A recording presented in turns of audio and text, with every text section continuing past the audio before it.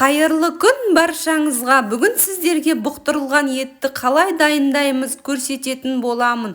Менің бейнемді соңына дейін көріңіздер. Сіздерге алдағы уақытта түрлі рецепттермен бөлісемін. Қоңырау батырмасын басып, тіркелуді ұмытпаймыз. Өте тамаша бұқтырылған ет. Сіздерде жасап көріңіздер. Ауызашарға дайындасаңыздар өте керемет болады. Бұқтырылған етпен макарон по-пловски жасасаңыздар өте тамаша. Алдағы уақытта бұқтырылған етпен макарон по-пловски жасайтын боламын. Иісі мұрныңызды жарады, кухняның иісін алып кетті. Сондықтан жасап көріңіздер, сіздерге кеңес беремін. Ең алдымен етіміздің пленкаларын бәрін ажыратып, талзап аламыз. Осындай әп-әдемі жылтыр ет қып дайындап аламыз. Бейнеде көргендеріңіздей турап аламыз. Жуылған таза банкімізге 1 шай қасықтан горошек саламыз.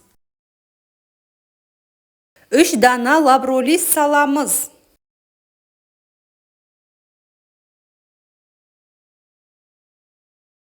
1 шай қасық толтырып тұз саламыз.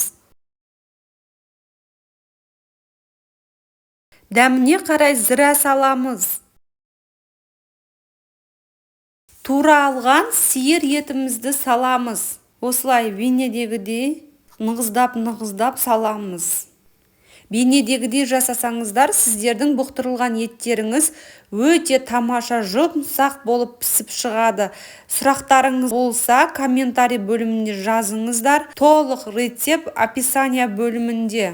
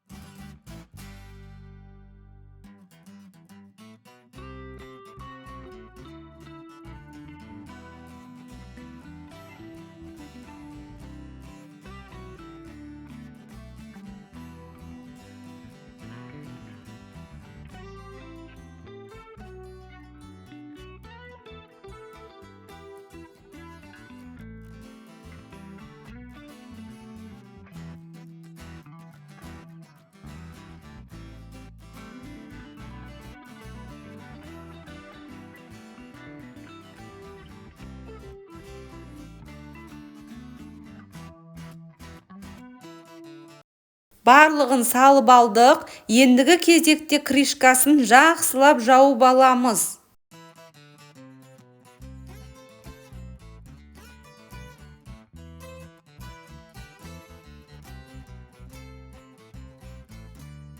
Жауып алғаннан соң, екінші партия банкілерімізді дайындап аламыз. Бірінші этаптағыдай бәрін қайталаймыз. 1 шай қасық горошек саламыз. Лавр жапырағын саламыз. Зіра қосамыз дәміне қарай. 1 шай қасық тұзымызды саламыз. Бұл банкіге чеснокты бөліп салдым. Чеснок қоссаңыздар да болады, қоспасаңыздар да болады. Өздеріңіз білесіздер.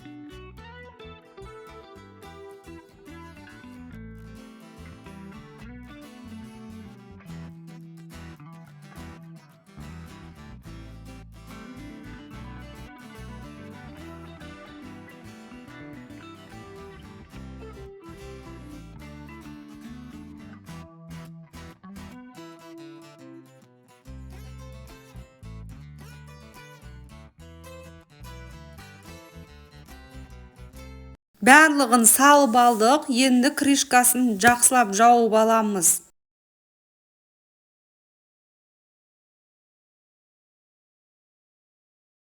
Менде 6 банка шықты. Осылай жасап аласыздар. Ендігі кезекте пісіріп аламыз. Кастрюлемізге осындай полотенцамызды астына төсеп аламыз. Осылай екі бүктеп полотенцамызды төсеп алып, банкаларымызды жайғастырып аламыз. Осылай шеттеріне бірінші қойып аламыз.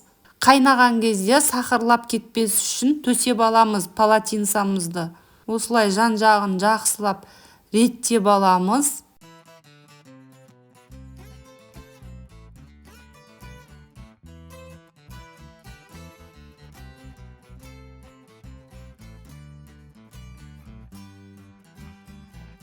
Суымызды құямыз.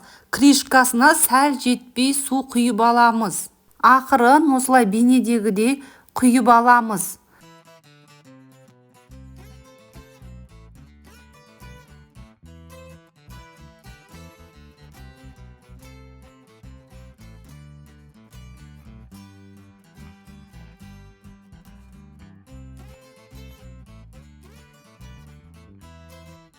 Суымызды құйып алдық.